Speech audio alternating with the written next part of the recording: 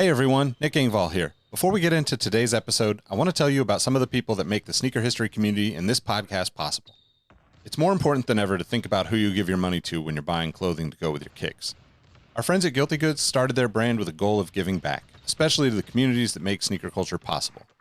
With every purchase from Guilty Goods, at least 10% of the proceeds are donated to organizations like Big Brothers and Big Sisters, the Susan G. Komen Foundation, the Movement for Black Lives, and many more. You can save 30% on your order by using the code HISTORY at guiltygoods.us. Again, that's history at guiltygoods.us for 30% off, and you can feel good about your purchase knowing you're supporting a meaningful cause. Sneakers are all about presentation, and if you're like me, displaying your kicks at home or in the office is just as important as when they're on your feet. Sneaker Throne makes sneaker display cases featuring customizable LED lights, drop-side cases to showcase the entire side of the shoe, not just the heel or the toe, the whole shoe. They've also got display cases for trading card collectors and hat collectors. To me, it's the perfect way to display your collection. You can save at least 10% on your Sneaker Throne order by using the code HISTORY at sneakerthrone.com. That's history at sneakerthrone.com. If you're a Patreon supporter or a member of our Discord community, you already know about Kicks with V hot sauce and his small batch, locally sourced hot sauce. V has been one of the biggest supporters of sneaker history and the podcast since the early days. He's currently the defending champion in our community trivia nights competition. Kicks with V hot sauce has been a huge hit with the community. You can save 10% on your order by using the code SneakerHistory10 at kickswithvhots.com. That's SneakerHistory10 at kickswithvhots.com. Now, you're probably here because you like sneakers, and if you join the Discord, you know our community is about so much more than that. Whether it's the marathon-like community calls, trivia night debates, the in-person meetups, or just sharing our favorite experiences, we found that although we have such different backgrounds, we all have some unexpected shared passions. Not only does the entire community look out for each other when it comes to releases, we're like a support group for life in general. You can join the Discord community for free by heading to the show notes of this episode. After you're done listening to this episode, tell someone you like their kicks today. You never know how far a simple compliment can take you, and we all know how good it feels to have someone show their appreciation. Now let's get into today's episode.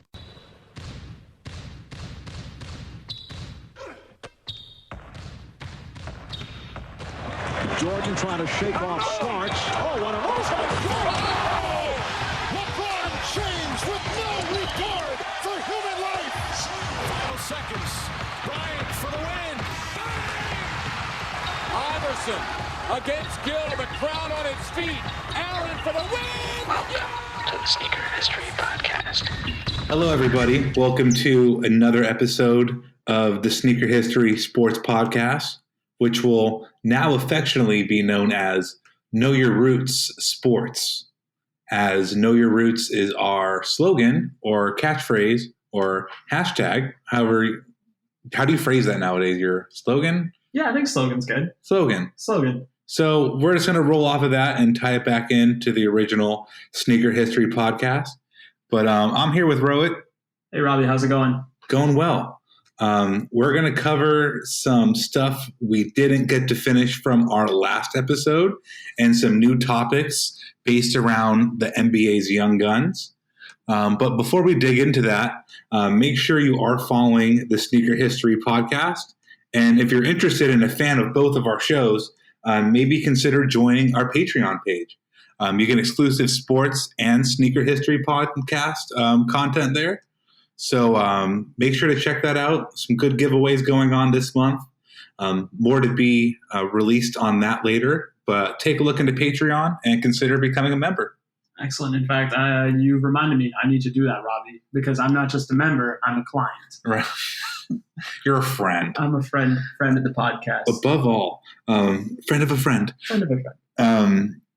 Before we get into that, and before we get into the cherry on top, so to speak, of our last episode, Rohit, what shoes are you wearing? What shoes have you been rocking? Let's see. I have been on a really big Kobe kick because I realized I have an unusually high number of Kobes. So today I wore the Kobe AD NXT.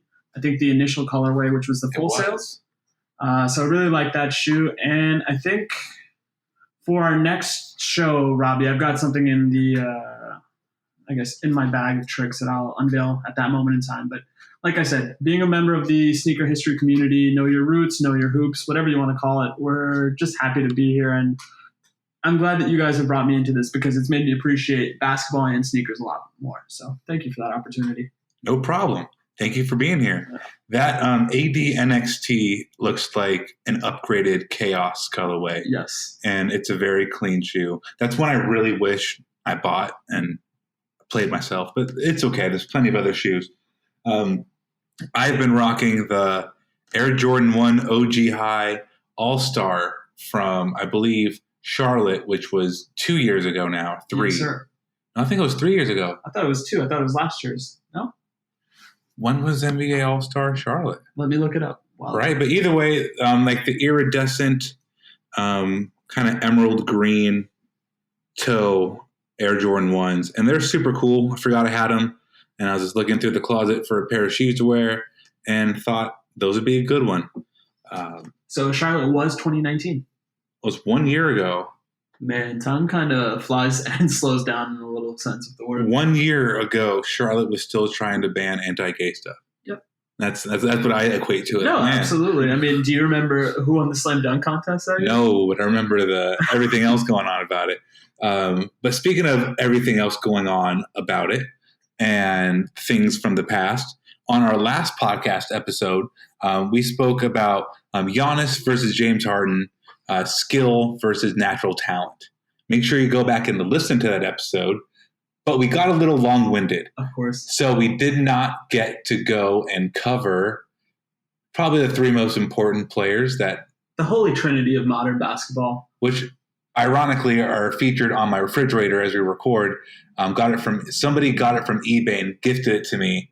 And it's just like the most like Photoshop Chinese thing ever.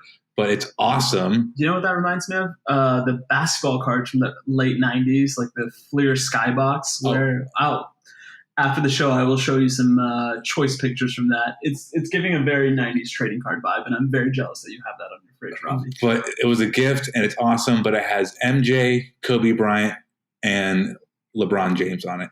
So long story short, we were speaking about whether or not some players are more naturally gifted, be it through height, athletic prowess, speed, durability, even mental toughness, and then the skilled players whom are great passers, great shooters, great shot creators, great great dribblers, great ball handlers, and there's also players who mix both of those, who have learned skill. I forgot what movie that's from or TV show. Someone said learned, and it's always like stayed with me. But these learned skills. Who has learned it like innate skill and who has taught skill. And I think you had mentioned defense was kind of in there. Right? It was. So, I mean, even though I think LeBron is the best, let's just start with the people's choice for the best, Michael Jeffrey Jordan. And I feel like Michael Jeffrey Jordan was not completely, but 75% natural talent over skill, because he was not a great shooter. He was he was a choice shooter. Sure. He could make jump shots. He could get very hot like he did against the Blazers and the Jordan shrug. Yeah, he could shoot, but when it comes to the mental toughness and fortitude, when it comes to the ability to, availability is an ability in my book. So outside of hurting himself very early, I think in his second season or end of his first, he hurt his leg or something. Broken foot. Outside of that and gambling. Allegedly. He was available for the entire time and dominated every game he played in. No, I was going to say, Robbie, I think him and one of the other members of the Holy Trinity, Kobe, are the 2 players that I think most exert their psychological dominance over their era. Which you have to be born with. You have to have a certain doggedness to you, and I think those 2 are the 2 alphas for sure. And there are just so many stories about Jordan's competitive streak. There's the famous clip making the rounds right now of he and Dikembe Mutombo in the training table, and Dikembe Mutombo saying, "Mike, you've never got me." And you can literally see Jordan saying, "Okay, when are we going to play the Hawks next? I got you, Deke. I got you." He's done that. And then from a Kobe side, the Gerald Wallace, hey, how much you think I'm going to miss this free throw by? $500K? Yeah. Bet. So that is something that I think Jordan especially holds over his peers and ultimately will be his legacy, is his competitiveness and his just ruthlessness. He was truly a killer personified on the court. He would gladly step on your throat and smile at you. And yeah, there were guys that were bigger than him. There were guys that were stronger than him. And there were guys that were faster than him. But nobody was all three things to Jordan. I think that's where Jordan was a 9 out of 10 in almost every statistical category of his time. The hands, the hops. He easily had a 40-plus vertical. But just the hand size and the hops, the brain, and the proportions, 6'6", 220, 210, whatever. He had wiry strength. MJ definitely had muscles, but he was never bulging, but just strong. No, I was going to say this. I've been watching a lot of the Formula One show on Netflix. He reminds me of a vintage Ferrari, where he just looks like he's been put on this earth to play basketball, much like a lot of these Ferrari cars look like they've been put on earth to just drive fast. Yes. And support the nice jacket you're wearing, because once again, I wish podcast was a visual medium. You guys, Robbie is living his best life in this new Diodora swag. We'll talk about that later, but it's still just MJ had every, and don't get this wrong, he worked tirelessly at his craft, but just the things that made him Michael Jordan were natural gifts. One last thing about Jordan was he literally had every skill set fine-tooth. Let me take a second to replay this. He had every skill set, as well as every modern award associated with every skill set. He was a tremendous leaper. He won the dunk contest. He's won the Defensive Player of the Year 2 years in a row, if I remember correctly. Mm-hmm. MVP, whether it's the All-Star Game or the finals. He truly was the epitome of the complete player. Very true. And then you have Kobe, which you started to bring up already, which I think Kobe is both. Because Michael Jordan worked very hard, but Kobe Bryant worked out savagely.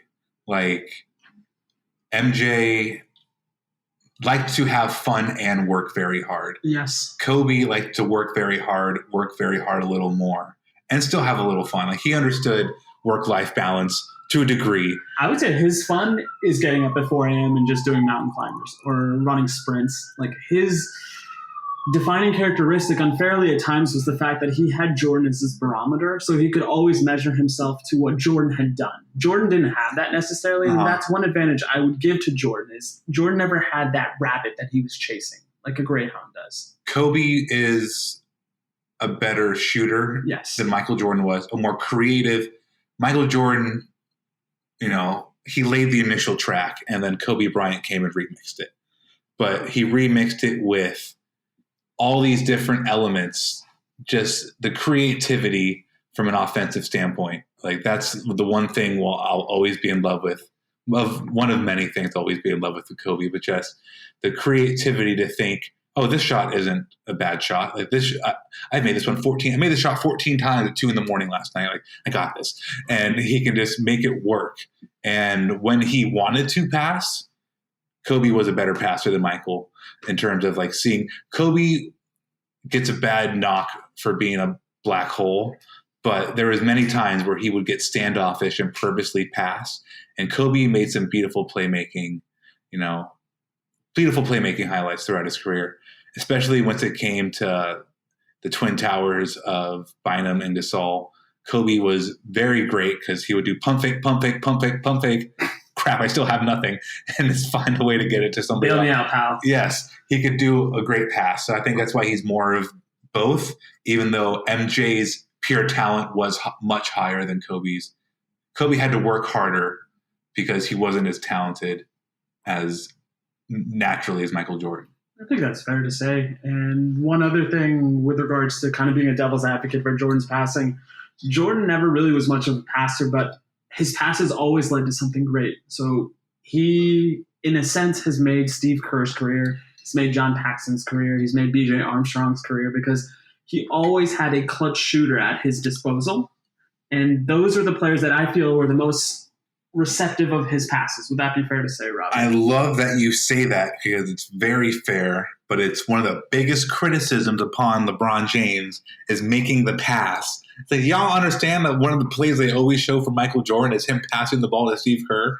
It's like, he watched Michael Jordan growing up. Like, you see that you got to make the pass sometimes.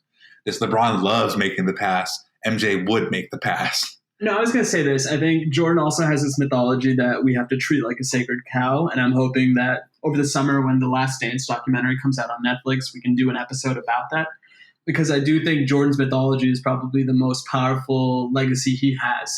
And the last couple of years, we've seen different chinks in the armor. So we thought this record of 72-10 would never be beaten. And lo and behold, it's been beaten now. We've seen the fact that LeBron has gone to more finals than Jordan, and he may still catch him in terms of titles. So I'm wondering, what is Jordan's legacy other than the fact that he's 6-0? Because one thing I always feel Jordan gets ignored about are those 2 years in Washington. And we never speak of such years, but hey, they happened. And I think those should unfairly or fairly go against Jordan's legacy as an all-time great. It should go against it, but he also did have some good games. Yes, he did. It was like Kobe in 05 good games. It doesn't mean anything, but they were still good. And then you have one LeBron James to finish out the trio. We'll just go really quick on him because I think it's extremely well documented as, you know, Twitter culture and internet culture has very much let everybody know what LeBron James can do. Mm-hmm. But the definition of Magic Johnson souped up. And that's the comparison I will always use instead of Michael Jordan. It's just him to Magic, and he's better than Magic. They're their own types of players, but the natural God-given talent, the ability to keep his body, and I guess that's a mindset thing, right? It's not an ability to use your wallet to keep your body in check, but just the focus on longevity and the focus on that at such a young age. Because there's videos of LeBron eating McDonald's with Team USA in 08. That's the last damn time I've ever seen LeBron James with a McDonald's or any kind of like bad food. Now, I was going to say, before the Blaze Pizza sponsorship, which I still haven't seen that man ever. Which he owns. Yeah. And he was a McDonald's sportsman or sponsor, endorser, thank you. And it was one of those things where, yeah, I saw that video. I think they were in a truck stop somewhere in North Carolina, and I imagine they're all happy. Enjoying their Mickey D's. And you can't beat that, but yeah, I don't think I've seen LeBron eat a carb since 2005. I don't think he's capable of it. And I think to your point, Robbie, there is a stat going around that he spends close to $1 million a year preserving his body, and that's part of it. But to your point, he still has to go through these exercises. He still has to go through these absurd drills where he's balancing on a bouncy ball on his knees while catching a basketball and firing it back at the trainer. Mm-hmm. And we'll never see anybody like him again. And I think it's scary that we have to pick one person in terms of Jordan or LeBron, because right now we need to enjoy LeBron for what he is. And we don't know how much long he has in the game, especially with recent events that have happened. 3 years. 3 years, you think he's still at his peak, which is absurd because you're 18 now? 17. And we've got 3 years. And let's say the drop-off isn't significant enough. He had a 20-year prime. Yeah. There are players in the NBA that can't even get 20 minutes worth of prime, and he stretched this out to 2 decades. Yes. He has a lifetime supply of Kobe beef. But just bigger, stronger, faster, the intelligence. Like LeBron's a savant. And there's many videos of this. LeBron James will go back and tell you the last 5 minutes of a game, play by play. Yeah. Rondo caught the ball at the wing and passed it up to Kuzma at the top. Kuzma lightning passed it into JaVale. JaVale got missed it, got the defensive rebound, kicked it out to me. I made the three. Like he knows everything, and it's crazy. But the reason why he's a mixture of both is because he could not make a jump shot, and that's the reason why he lost to the Spurs in 07. They Giannis'd him and let him shoot, and it wasn't there yet. Now LeBron is proficient three-point shooter, a proficient shooter in general. He's a shooter. I mean, You can't leave him alone anymore, which is something I think Giannis hopes his game can eventually reach. Mm-hmm. But yeah, he can beat you with a shot. It's still not as readily available as some of us would like as LeBron fans, but it's there. And we can live with that for now. Exactly. So we're now going to kind of segue into our main topic, which is the top 20. No. We're going to do the top 20 NBA players under 25. So the list was initially 25 under 25 from ESPN Plus, but that's a long-ass list, and that's going to take us way too much time. So just to let everybody kind of know what's going on, Lonzo at 25, John Collins at 24, Michael Porter Jr. at 23, Sabonis at 22. Sabonis. That's tripping. Jonathan Isaac at 21. And then we have our 20th here. Yes. But just to spitfire a thought on that, why the hell is Michael Porter Jr. and Jonathan Isaac above Lonzo Ball? And why is Sabonis, I guess because he's 23 and 23.8 years. That's how we're going to define ages with decimals. But maybe because he's a little long in the young tooth. Sure. But Michael Porter Jr. does not belong to be that high over Lonzo, who's... As a Missouri resident, I agree. And I think this is wishful thinking on the part of ESPN. I'll gladly take him as a top 25 under 25. But there are players on this list that we'll discuss that I think guys like Sabonis and Lonzo should be at their level. Like, I'm looking at you, number 18, DeAndre Ayton. Spoiler alert. I think he's way too young in his career to even make that type of leap into the top 20, especially considering he missed 25 games. But let's go ahead and get started. We'll start from the top. For sure. So at 20 here, we have Kristaps Porzingis, which I think is too low, but he is almost no longer 25. So he's technically getting old. He is. But since Luka had a little bit of injury problems, Kristaps really kind of showed everybody why he was the unicorn, or known as the unicorn. A couple 30-point games mixed with double-doubles, 4 or 5 block games, just really showing that he's the stretch 5 of stretch 5s. He's in a rim run, just do a little bit of everything. So sure. At 20, it's kind of low, but great player. I think he's also the player that benefited the least from this list. I think if we did this list 5 years ago, he would have cracked the top 5. Uh-huh. And I think obviously he has those injury problems, like you mentioned, Robbie.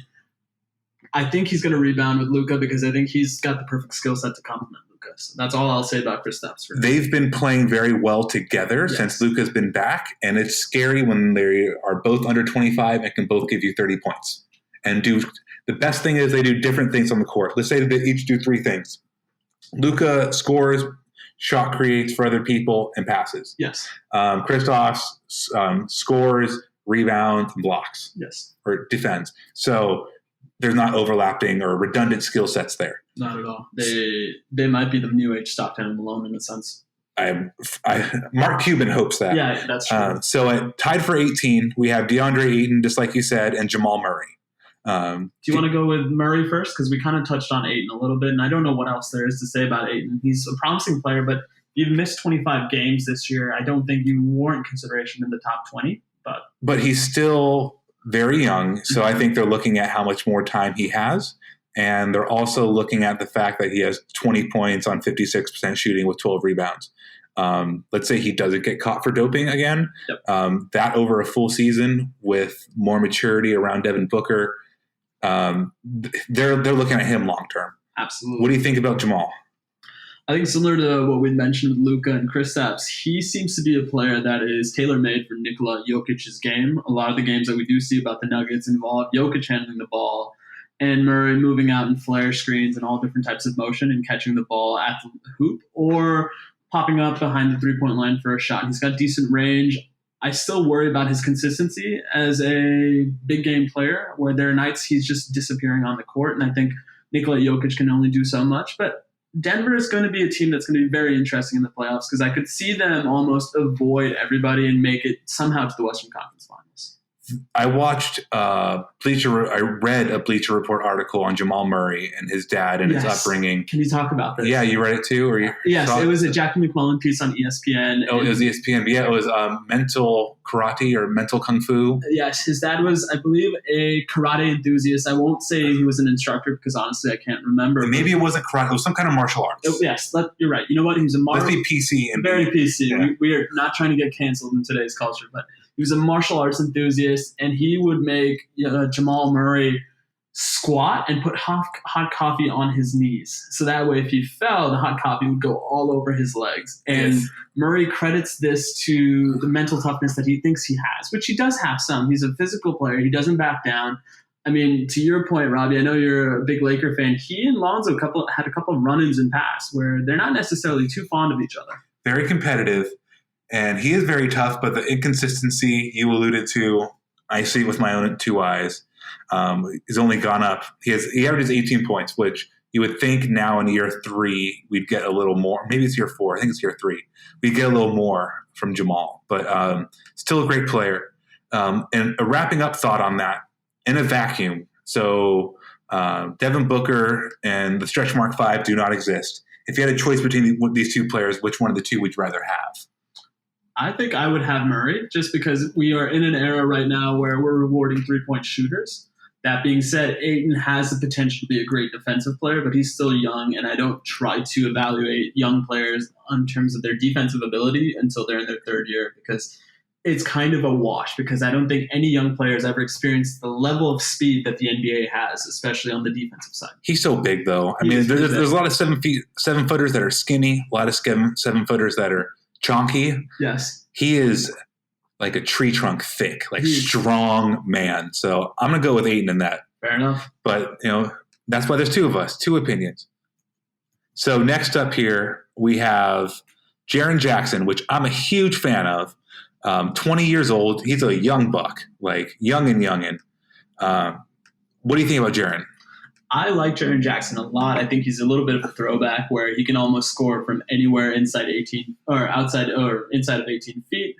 He also is the latest in terms of this new pattern we're seeing where a lot of these players now are the sons of ex players. So there's a certain professionalism that's almost ingrained in them. Who's his dad? Jaren Jackson Sr., if I remember. I don't know Jaren Jackson Sr. He was on the Spurs as a reserve, but I can also do some research. But he, like Pat Mahomes, like so many other players that we've heard about, had pops in the league. And I think it's benefited him greatly because they've picked up really good habits. You've never heard of him being a knucklehead like you might of, let's say, DeAndre Ayton, and that's not really fair to DeAndre Ayton, so I'll apologize for that. He is very skilled, and I think he is one of those rare players that's young, that understands the nuances of defense, and is what I consider a positive defender. He is all those things. He can stretch the floor a little bit, too. He's shooting 39% from 3. The question mark around him, and I've noticed this with my own 2 eyes also from catching a couple Memphis games, he's not on the court a lot, which is a bummer. I hate seeing young players robbed from knick-knack or even nagging, reoccurring injuries. So right now he's out from a left sprained knee, which as a jumper, athletic center forward, those knees got to be in shape. I mean, those knees got to be tip-top. Mm-hmm. So that's a bummer, but just he is the contra to what Ja does so perfectly. He's just like the yin to his yang. He like all these teams are figuring out that redundant skill sets are a no-no. Not only are redundant skill sets are no-no, let's have players that actually complement each other. Yes. I mean, I think we're moving away from the days where, let's say we draft point guards in back-to-back years and see, okay, who wins out. I think that the scary thing about Jaren Jackson Jr. is also the fact that right now he's shooting 47% from the field, 40% from 3, like you mentioned, and he's close to 80% from the free throw line. So he's at a 50, 40, 80 clip, which is saying something considering this is his second year in the league. So I have high hopes for Jaren Jackson Jr. He's going to do good things. So 16 here is one of my favorite players to watch in the league. If I'm on NBA League Pass, I want to spend some time watching this guy. I want to mute all the other players on the court. But Zach LaVine, barely. He's 24.9, about to turn 25. But Zach is one of those throwback shooting guards who can jump out the gym, who can streakily shoot, who can be effective in mid-range, who can run the open court like a gazelle. Mm-hmm. He's now gotten past his injuries where he's now playing consistently. He needs to get off the Bulls. He needs to be on a team where he's doing something because he has a skill set that could help a lot of players. I do worry that he will start looking like Monte Ellis. Oh, see, I was thinking J.R. Smith in a sense. But he's better than both those players, yes, I think. Purely from a skill standpoint, he's both of those. I would like to see him be more of the world's biggest, best version of Jamal Crawford somewhere. He would be a great six-man.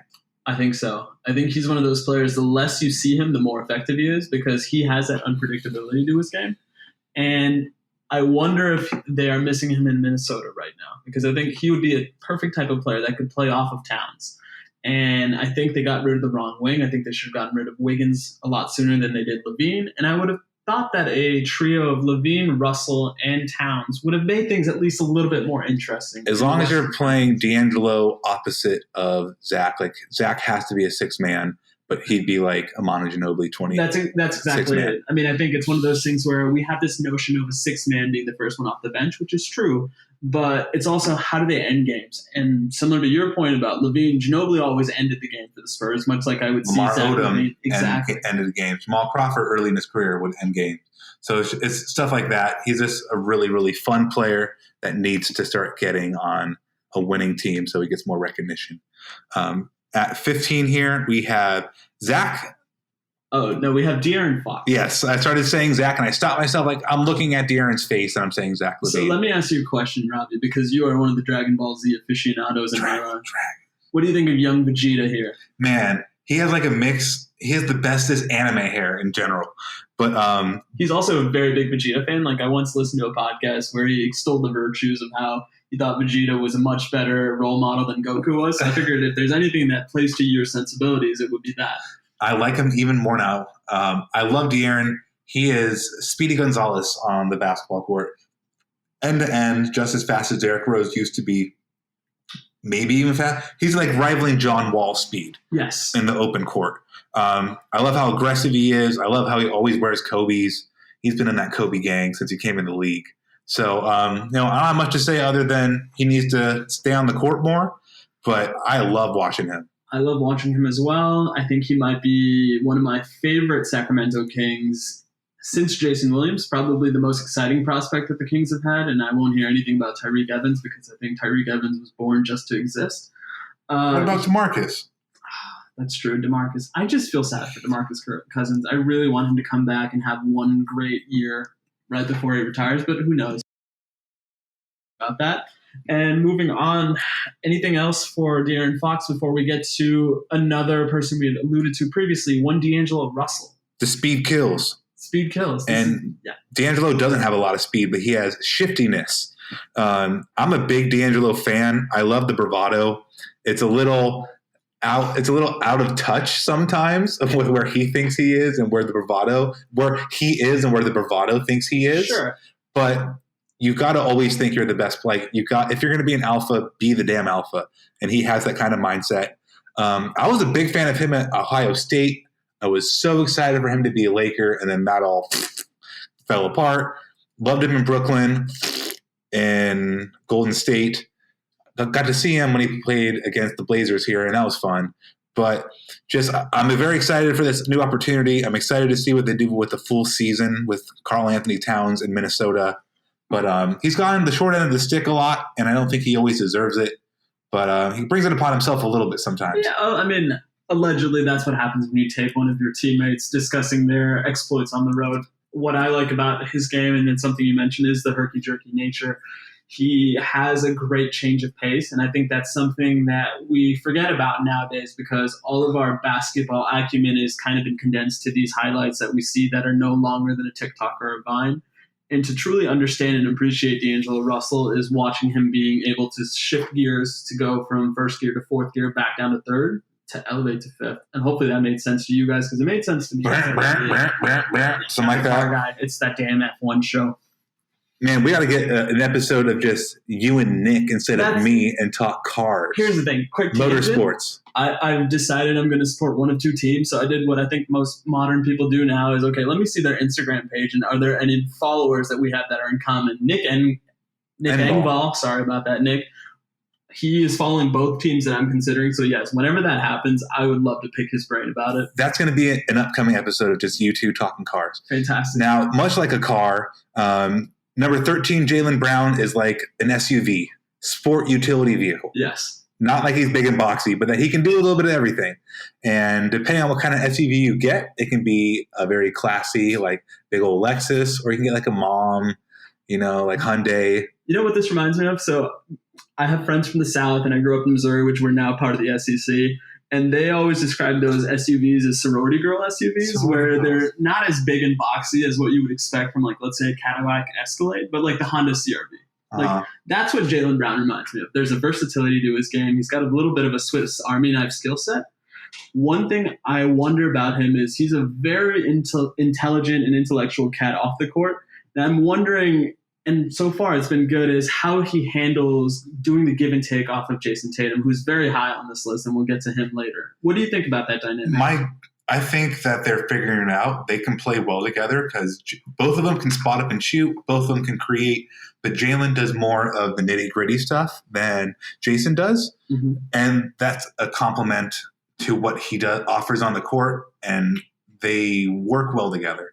My gut reaction seeing him at 13 was, man, he's low. And then I scrolled up and saw the other 12, and it's like, man, it's tough competition here. Even at D'Angelo Russell, 15? Yes. So we've already had 2 All-Stars, 3 All-Stars. No, Porzingis was an All-Star one year. We've had 3 All-Stars on here, and we're just now hitting 13. It gets really, really competitive, and much like the Boston Celtics roster, he kind of just had to be put at 13 because there's just so many other mouths to feed. Yes. And I think that will get annoying at some point. It got annoying for James Harden. It got annoying for it didn't get annoying for Manu Ginobili and Tony Parker. Let's say that. It did not. But this James Harden, he's the only real example I can think of right now. It got annoying. He needed to have a bigger role, and look at how he flourished. Jaylen Brown at his young age still, I wonder what he will look like as a number 1 or number 2 undisputed option. Mm-hmm. If he would elevate, which I do think he would. I think he has the kind of mental game that would help elevate if he was an undisputed number 2 option on a team. So I think Jaylen Brown and the next person on our list are the 2 players that I'm most looking forward to watching this year in the playoffs, because I think they're both prone to have breakout years. So Brown, for me especially, I want to see if he can hit a shot consistently. But then the next person is the player I think we will be speaking the most about in terms of, where did he come from? And that's number 12, Bam Adebayo. He was kind of the star of our first show because a lot of people that did reach out to me in terms of feedback said they loved our assessment of young Bam's game. And the calling card is versatility, as the ESPN article says. And one thing that has been said over and over and over and over again is the fact that he has Draymond Green-ish tendencies. I think he's got a better temperament, and I think he understands his development, but he's also got a little bit of a alpha in him that lets me know he is going to be perfect for that Jimmy Butler-led Miami Heat team, especially in terms of a dark horse or sleeper run. He's bigger, stronger, faster, and more athletic than Draymond. That says Draymond is so not any kind of knack on Bam's basketball IQ, but Draymond knows basketball. Yes. Like, that's the one thing that really differentiates him from any other small ball defender. So Draymond's a defending playmaker. Yes. Undersized playmaking defender. That's a messed up combination, and it's deadly. Bam can do all those things at a smaller level, but he brings other things that Draymond can't. Bam can run.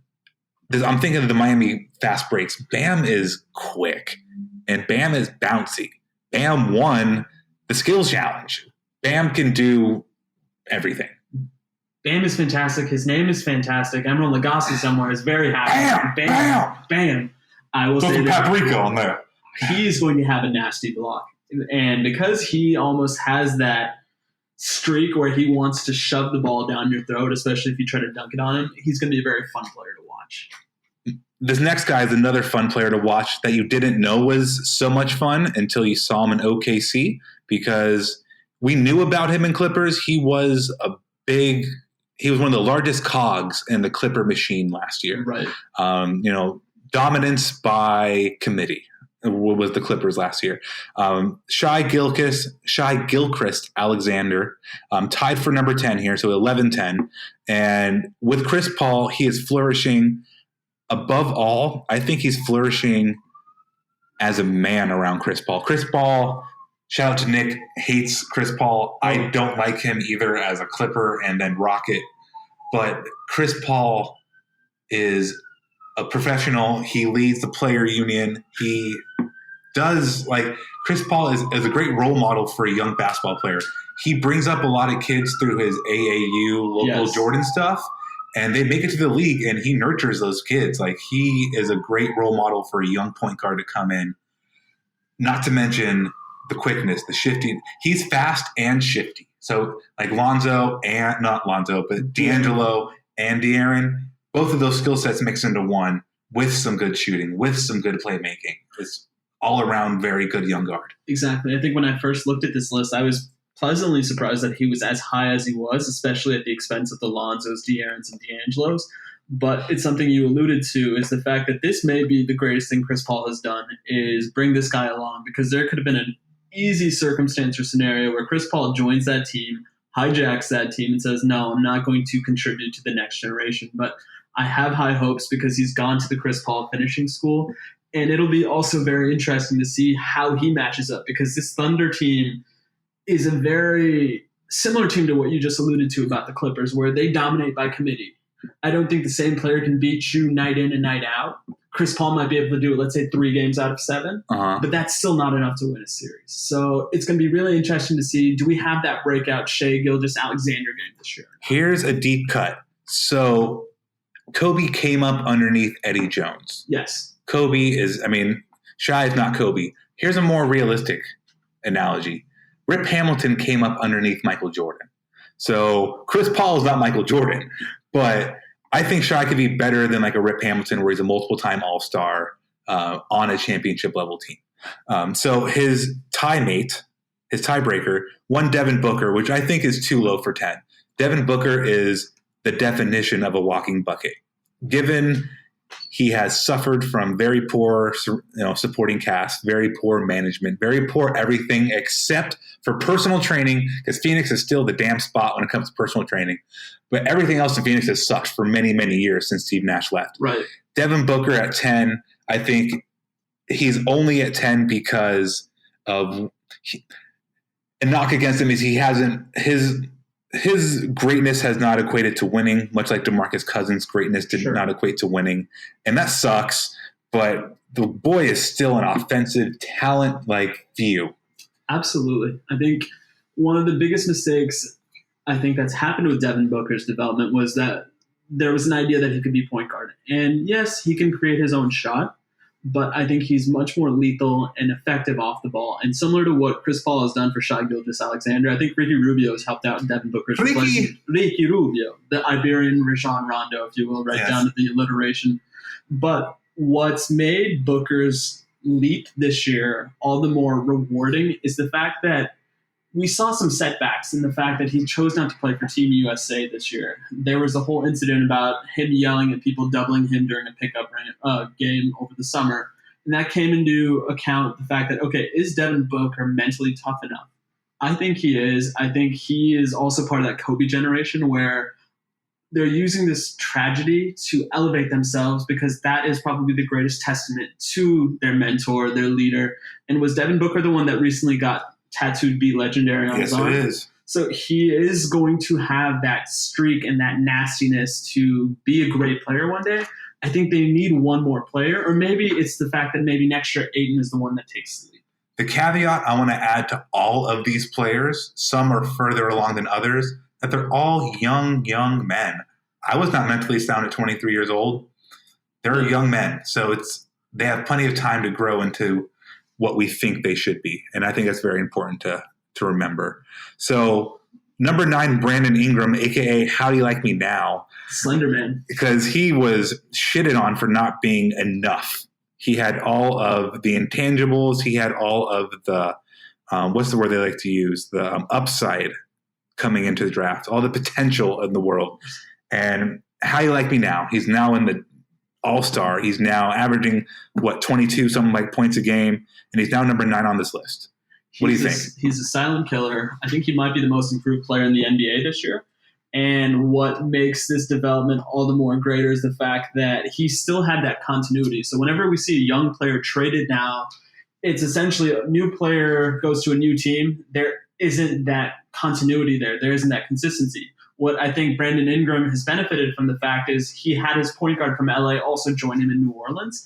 And that's where we see both of them shining now that they're out of the spotlight in LA, not to take anything away from their mindset or their mentality, but you need to have the proper audience for your skills as you're still evolving, to Robbie's point. These guys that we've all talked about are, let's say, the top 300 in their profession, and they haven't even cracked the age to rent a car yet. to Robbie's point, when he and I were 25, we may not have been even in the top 10,000 of our noted professions. So It's very weird for us to comment on these guys, but it also speaks to their high level of play and acumen. Brandon Ingram suffered from the fact that LeBron James does not run developmental camps. He runs professional camps. Clinics. Yes. Brandon Ingram is 5 years away from being a player LeBron James wanted him to be when he first came to LA. Which I'm now kind of hurting, because if that Laker trade, if they could have said, give us Kuzma, and we said, nah, we'll give you Brandon Ingram, right now is looking kind of silly. I never got the Kuzma thing, so if you'll allow me the indulgence of yet another tangent, I just never saw it with Kuzma. I always just thought, get rid of him. He's the one player that's benefited the most from being a Laker. I could see the greatness of Lonzo. I could see even the Randall greatness. But Kuzma was the one where I'm like, really? This guy? I don't get it. But I'm not supposed to get it because I am but a mere pontificator on a podcast, and there are free agent geniuses that have seen this all too many times and know when a player is a real deal when he's not. I miss Julius Randle, man. Shout out to him suffering in New York right now. Poor guy. Up at 8 here. We're going to skip on that. We'll come back. We're also going to skip on number 7. We'll come back. So number 6 here, we have Donovan Mitchell, young Spida. Again, I thought in my brain before I went and looked at the stats, he's not having a great year. But he's averaging like 23, 25 points. All these guys are averaging like 23, 25 points a game. But Donovan Mitchell, some like to call him the second coming of Dwayne Wade. That's not cool to Dwayne. Dwayne's a one of a kind. But Donovan Mitchell is a very solid all-around alpha 2-guard who I think he's proven now at a very young age that he can be the best player on a top 5 Western Conference team. So can I ask you this question, hypothetical here? If Donovan Mitchell and Devin Booker switch roles, do you think Donovan Mitchell carries the Phoenix Suns to a playoff spot, let's say? Man, that's a good question. I almost said, oh, yeah. But he did come into a better situation in Utah. As Gordon, he pretty much just replaced Gordon Hayward, and that was already a playoff team. The Suns were not a playoff team when Devin Booker came in. So I would say no, just because the Suns are that bad, it would suffocate any young talent. Absolutely. And I think kudos to the Utah Jazz development team for spotting this diamond in the rough. But I do think Mitchell has benefited more from his system than any other person on this list. I'm not convinced all the way yet, and I'm happy to eat crow when it happens this year in the playoffs. But for me, the Wade comparisons aren't apt until he develops that defensive presence that Dwayne Wade had. Dwayne Wade was arguably the greatest shot-blocking guard of his era and possibly of all time. And I still don't see that intensity on the defensive end from Donovan Mitchell. So that's something I'm going to be looking out for. But I do think if there's one player that's rated too high, it might be Mitchell for me. That's a good point. You can make arguments for the other players lower that they should be higher. Yeah. I don't like the diamond in the rough just because he came out of Louisville.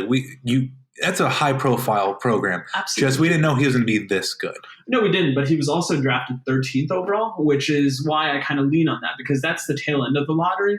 And I think for somebody who is in that spotlight at Louisville, I would figure he would get a greater shot and a greater visibility of being a higher draft. I think that was around the stripper.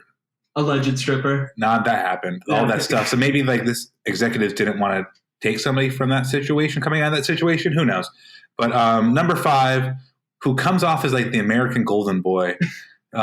Shout out to Karl Anthony Towns and his young like AV days. There's a video of him when he's in high school, like interviewing Kevin Durant or something. Yes. And the goofiest little dude who's also like 6'11" at that point. So he's not a little dude, but this is a very genuine guy. I rag on him a lot because I think he's so good. He should be able to will the Timberwolves to more, and he hasn't been able to do so. But he's very much like Porzingis, but more healthy and more. It's hard to say more explosive. They're both very explosive players, but Karl Anthony Towns can shoot so well. He just does it too much. So many gifts. Karl Anthony Towns has a lot of gifts. Exactly. I mean, I think we used the anecdote from last time where when he got into Kentucky, John Calipari said, you are not attempting a three at all this year. You are going to learn how to play with your back against the basketball. And I think that's benefited him a lot. And he is a versatile scorer. And I really like your comp that you made with Kristaps Porzingis. Both of them also choose when to use their athleticism. And I think that's an underrated skill set, because if you always rely on your athleticism, I think it does stunt your growth long term, because you don't learn how to play basketball properly. You learn how to jump properly, or you may learn how to run properly. So he has a little bit of that old man game already. He doesn't leave me inspired on the defensive end. And I know this has kind of been a recurring theme that I've had with a lot of these guys on this list, but I really want him to clamp down and become a defender, in a sense that I don't want him to be the next or the second coming of Kevin Garnett, but I also want him to be able to hold his own and not be looked at as a negative defender. That's my only complaint with Karl Anthony Towns. Mm-hmm.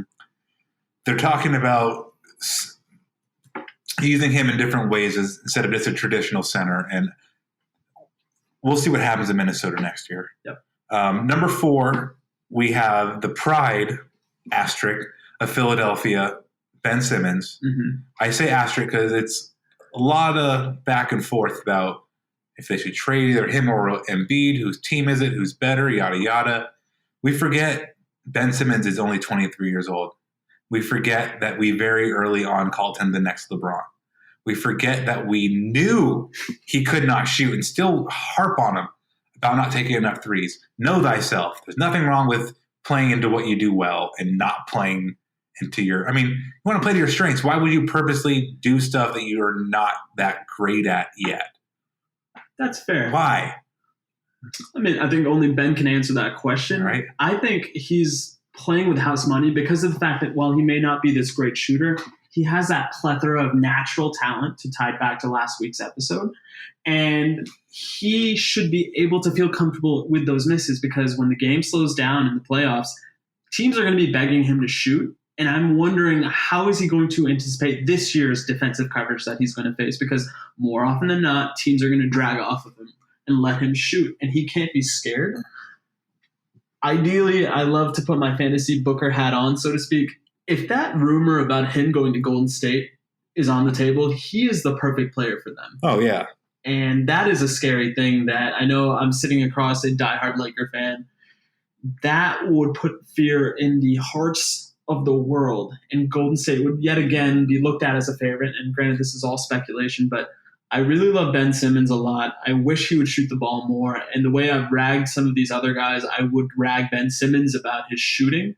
But there's something about him that on the defensive side, he is almost like Ray Lewis, because he can make a break on a ball quicker than almost anybody I've ever seen at his skill and at his size. So I'm a Ben Simmons apologist. I will always be a Ben Simmons apologist, but sometimes I even wonder, like, can we please shoot a three? Just to prove to yourself that it's okay with a miss. It's all those damn Card Jenners. Card Jenners, man. They'll get you. That young weird will get you. So weird. So I just, man, Ben Simmons is an enigma, because he can do no wrong, yet he does all wrong at the same time. It's just, and he's the Marsha Brady to Joel Embiid's, he's Jan Brady to Marsha. I've just scrapped this whole analogy. Sorry about that. Shout out to the Brady bunch. You know what we mean. So sorry about that. So at number 3, we have Jason Tatum. And man, everything's been said about him already. He's next up, I think. He is going to be a guy who leads the Celtics. I have a big theory that they're going to blow the whole damn ship up after this. Really? Yeah, if they don't make it far, if they get bounced out in the second round, he's got to blow everything up and start making some trades, start letting some people go. He needs to be the undisputed best player on a team. And I think at only 22 years old, by the time he's 23, 24, there will be no questions whether or not he can be that guy. So to me right now, and we're going to touch on this later on in the episode, there are 4 young guns of the NBA that we're all in love with. Jason Tatum's number 5. Mm-hmm. And I think when it's all said and done, 2 years from now, he might be better than all 4 of the players we've yet to mention, because he's the player that can, in terms of his pedigree, in terms of his skill set, be a player that we most classically attribute to a effective and dangerous player in the NBA. He can make any shot. He can create any shot. He's getting there on defense. He rebounds the ball well. I think he's going to need Jaylen Brown for all those years because you're always going to need a Pippen to your Jordan. And it seems that Brown has that perfect mentality to be a complementary player. But yeah, I mean, I'm always going to gush about a guy from Missouri. So Jason Tatum, great stuff. Keep it up. And yeah, probably the worst thing about him is he plays for Boston. That's a dig to all my Boston family and friends. Yeah, man, forget the Celtics. So as Ro alluded to, we have a final four. So we skipped number 8, Trae Young, number 7, Ja Morant, and we'll just go ahead and say it. Zion's number 2 and Luka's number 1. So we thought of it as like the 2 most coveted second-year players and the 2 most coveted rookies. And kind of these final 4, which one of these 4 would you like to start a team with? And I mean, we'll just start from the bottom, do like a light overview. So Trae Young, shooter extraordinaire, defensive liability if there's ever been a Webster definition of one. But that's because the guy's like 5'8". I'm kidding. But Trae Young is not a physical, imposing, dominant player. He is a very wiry. He makes Steph Curry look big. Yes, he looks like a kid impersonating Steph Curry to buy some alcohol. Like, he's wispy. He has the structural toughness of a toothpick. I don't see much of him. I think he's a little overrated right now, and I'm okay. At me, I'm at Rohit on Twitter. I'm at Rohit13 on Instagram. I'd love for you to change my mind about Trae Young because I think he benefits from where he plays. That being said, he's brought the nutmeg to basketball, which is the fantastic.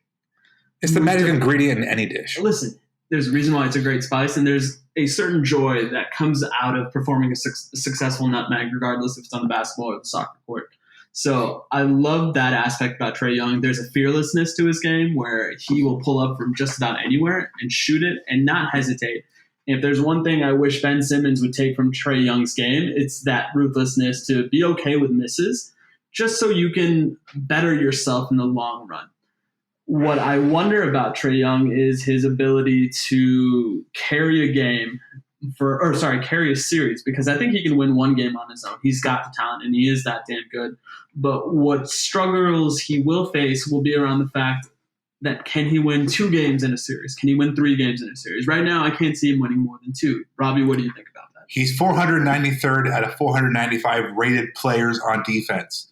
So as prolific as he is on offense, he is, like I said, the definition of a defensive liability. Number 7, Ja Morant.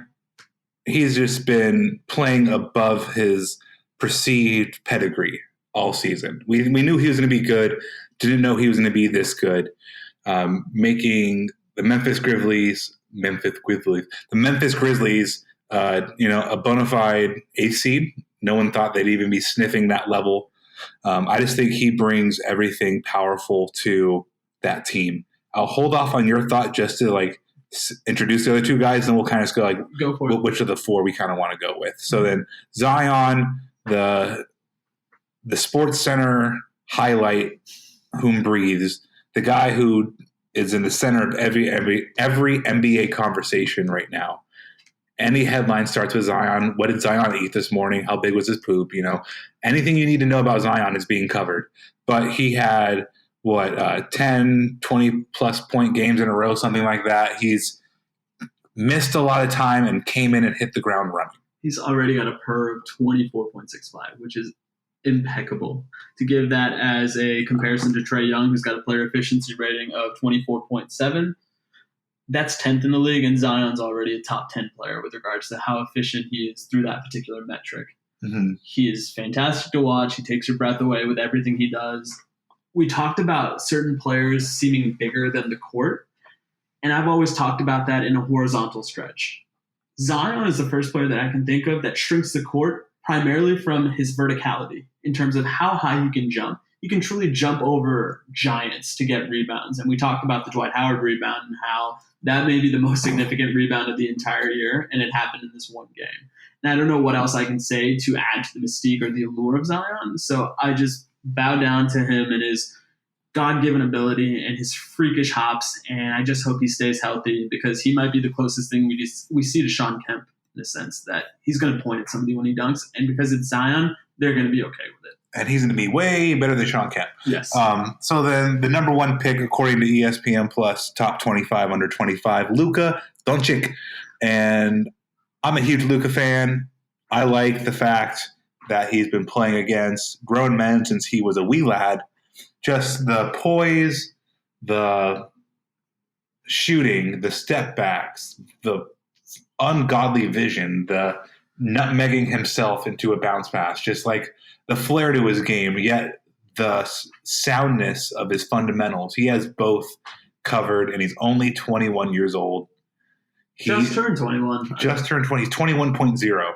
Thank you. That's how ESPN. freshly 21 he is. But just another one of the darlings of the league right now. So that's our four.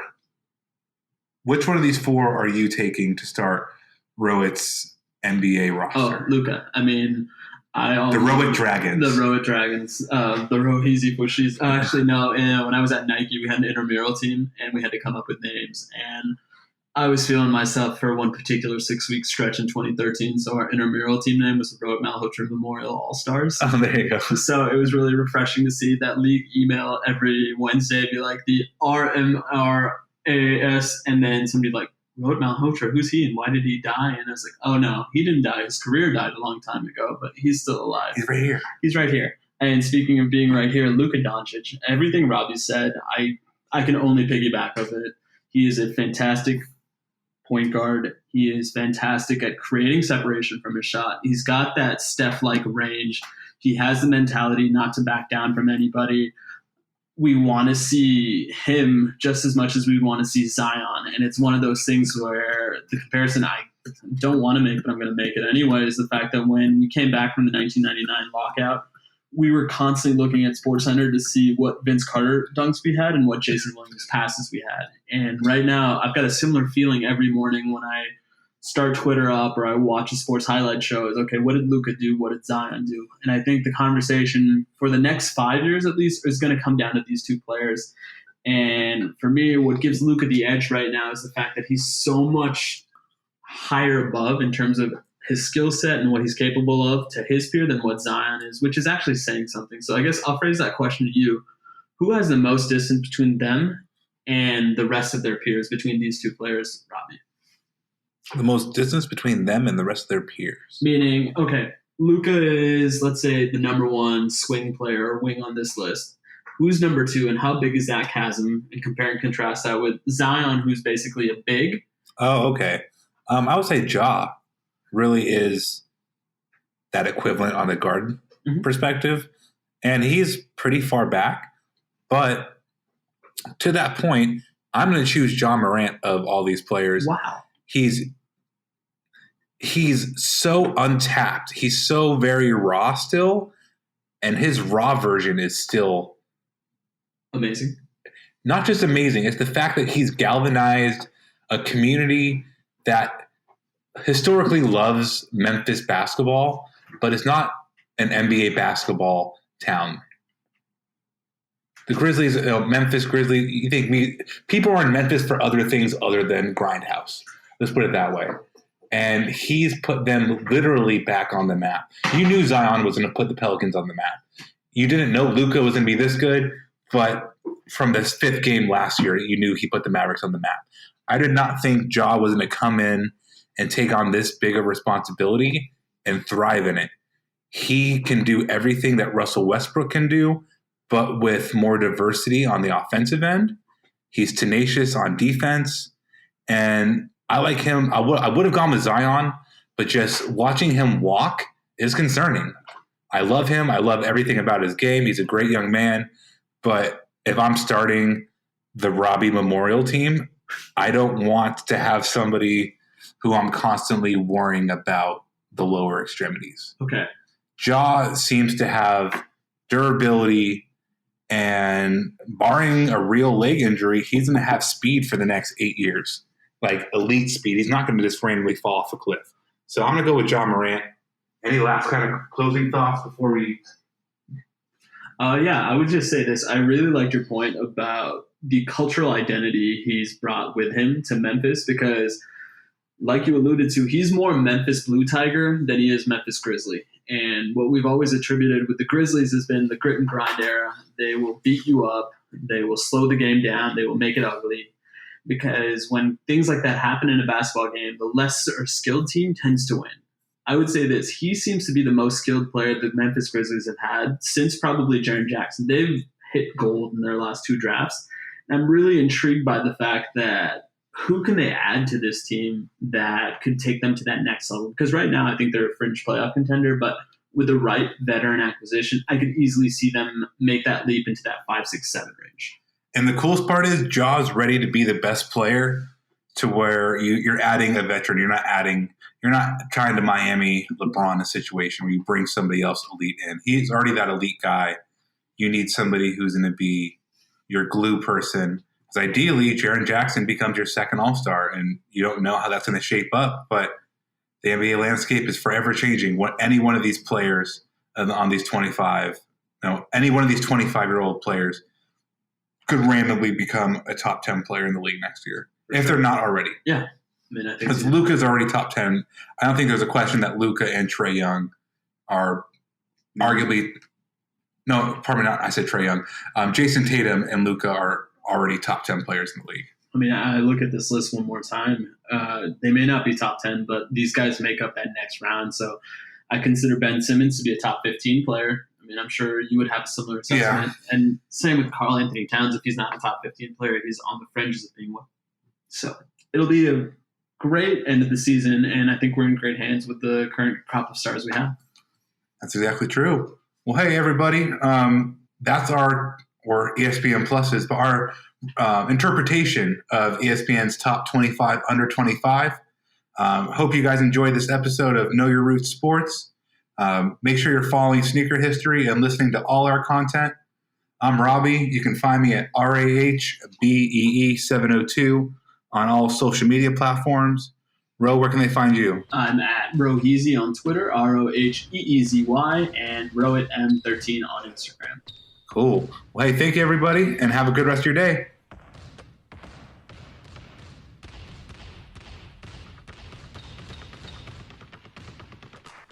Hey everyone, this is Nick again. Before you take off, I wanted to ask a couple favors of you. If you're interested in more content from the Sneaker History crew, become a member of our Patreon page where we post daily content, drop exclusive episodes, and host monthly giveaways.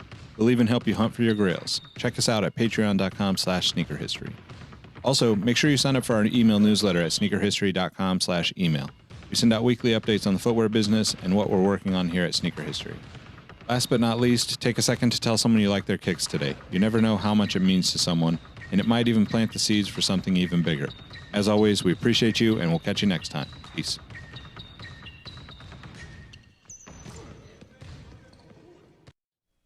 Hey everyone, this is Nick again. Before you take off, do us a solid and head over to Apple Podcasts to leave us a review. Give us a rating on Spotify and Amazon Music, and make sure you're subscribed to our YouTube channel because we have even more video content coming soon. Speaking of new content, we have an amazing community of sneaker enthusiasts that hang out in our Sneaker History Discord on a daily basis. While sneakers is a connection point that brought us all together, we've all discovered countless shared passions that we have in common with each other. We recently launched a couple of new podcasts directly from our community. One of them is a Formula One podcast. If you're an F1 fan like me, the Exhaust Notes podcast is your weekly fix of Formula One fun. It's hosted by myself, Rohit Malhotra, and Todd Yates. New episodes drop every Tuesday. I've been wearing fitted hats for years and collecting my favorite teams since I was a little leaguer. It has been awesome to see so many new fans getting into fitteds in recent years. Crown and Stitch is our new talk show about fitted hats with Dexter, Keith, and myself, where we talk about fitted hats, snapbacks, throw in some obscure hats because we all kind of like some funky stuff once in a while, don't we? Copping, collecting, and so much more. New episodes drop every Wednesday. Hit the links in the show notes for this episode to give our new shows a listen, and be on the lookout for more new podcasts dropping soon. Last but not least, tell someone you like their kicks today. You never know how far a simple compliment can take you, and we all know how good it feels to have someone show their appreciation. Thank you all for the support, and we'll catch you on the next episode. Peace.